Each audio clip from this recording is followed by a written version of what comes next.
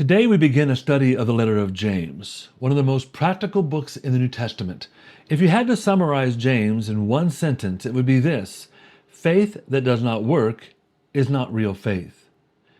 James is not theoretical. He is deeply practical. He shows us what genuine Christianity looks like in everyday life. In a world that feels increasingly unstable, James offers us a foundation that doesn't shift. It is my hope that as we go through this study, we will draw nearer to our Lord and nearer to each other in the Lord. Why James? James is not interested in abstract theology. He isn't writing a textbook to be memorized. He is writing a manual for action. James is simply forcing us to look into the mirror. He wants to know how our faith works in the real world, at the dinner table, in the workplace, and in our private thoughts. Are we interested in the development of our faith, or are we satisfied with a faith that only looks good on paper? Who was this man James? The author is most commonly understood to be James, the brother of Jesus. He did not believe in Jesus during the Lord's earthly ministry. After the resurrection, Jesus appeared to him, 1 Corinthians 15:7, and he became a leader in the Jerusalem church. We see this also in Acts 15.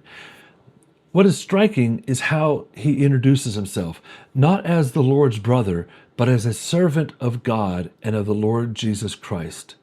That humility sets the tone for the entire letter. James writes to Jewish Christians scattered outside Palestine.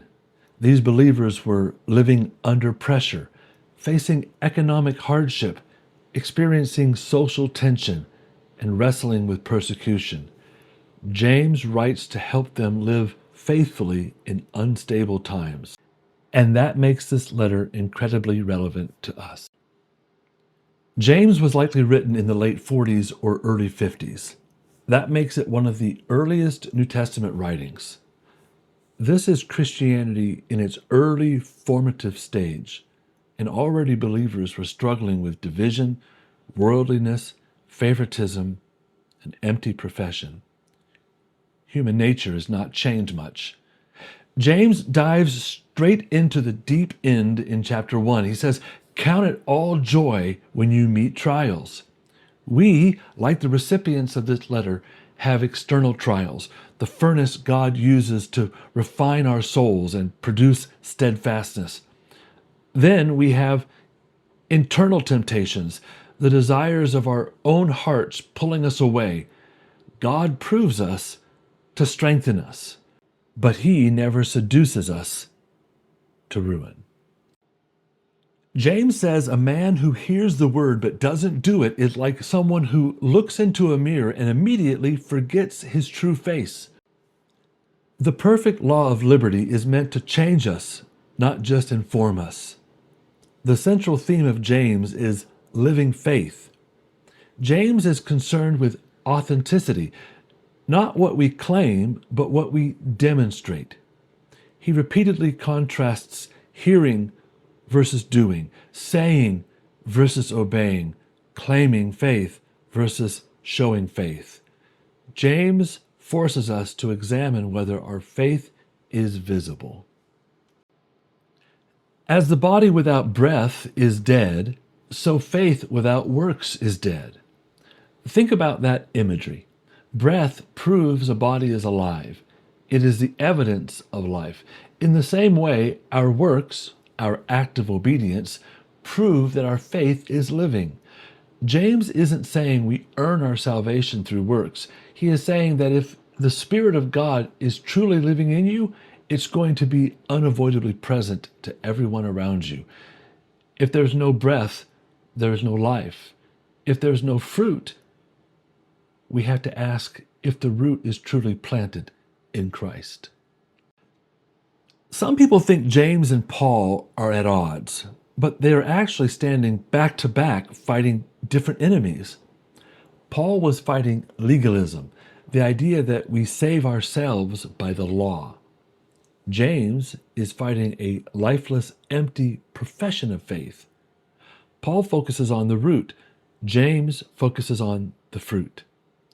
They both agree on this: we are justified by a faith that is real, and a real faith always produces a changed life.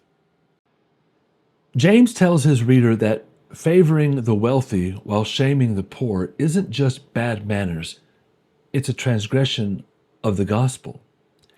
He reminds believers of the royal law: love your neighbor as yourself. Mercy is a standard by which we will all be measured. Are we showing the same stable grace to others that God has shown to us?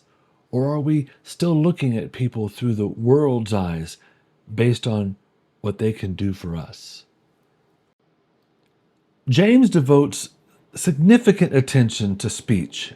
He uses powerful imagery: a bit in a horse's mouth, a rudder on a ship, and a spark that sets a forest on fire.